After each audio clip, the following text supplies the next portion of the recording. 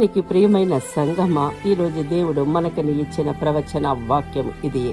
కీర్తన గ్రంథము 2వ కీర్తన 8వ వాక్యము. నన్ను అడుగుము, జనములను నీకు స్వాస్యముగాను దిగంతముల వరకు సొత్తుగాను ఇచ్చేదను. దేవునికి ప్రియమైన వారా, ఈ వచనంలో దేవుడు మనకు ఒక గొప్ప ఆహ్వానాన్ని ఇస్తున్నారు. నన్ను అడుగుము. మన ప్రార్థన చిన్నదైనా ఆయన రాజ్యమును, జనములను భూదిగంతముల వరకు తన కుమారునికి ఇస్తానని చెప్పారు. ఇది యేసుక్రీస్తు రాజ్యాధికారిని సూచిస్తుంది.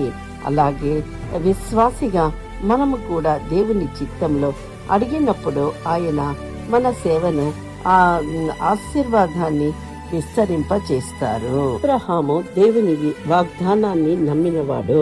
దేవుడు అబ్రహాముతో నిన్ను గొప్ప జనముగా చేస్తాను అని చెప్పారు. అబ్రహాము తన పరిస్థితిని చూడలేదు, దేవుని మాటను చూశాడు. అతనికి సంతానం లేని స్థితిలో దేవుడు అనేక జనములకు తండ్రిగా చేస్తాను అని చెప్పెను. మన పరిస్థితి చిన్నదిగా కనిపించిన దేవుని వాగ్దానము గొప్పది. దేవుని దగ్గర అడిగితే ఆయన మన జీవితాన్ని ఇతరులకు ఆశీర్వాదంగా మార్చగలరు. హన్నా కన్నీళ్లతో అడిగిన కుమారుని పొందినది. హన్నా చాలా కాలం సంతానం లేక బాధపడింది. కానీ ఆమె మనుషుల దగ్గర కాదు, దేవుని సన్నిధిలో కన్నీళ్లతో ప్రార్థించింది. దేవుడు ఆమె ప్రార్థన విని సమూయేలుని ఇచ్చారు. ఆ సమూయేలు ఇశ్రాయేలు దేశానికి గొప్ప ప్రవక్తగా దేవుడు వాడుకున్నారు.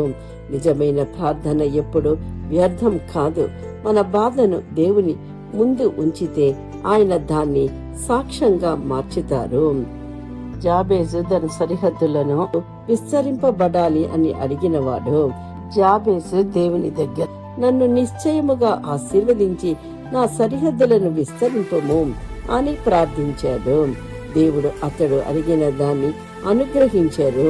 దేవుని ఆశీర్వాదం మనకు మాత్రము కాదు, మన ద్వారా ఇతరులకు ఆశీర్వదింపబడతారు.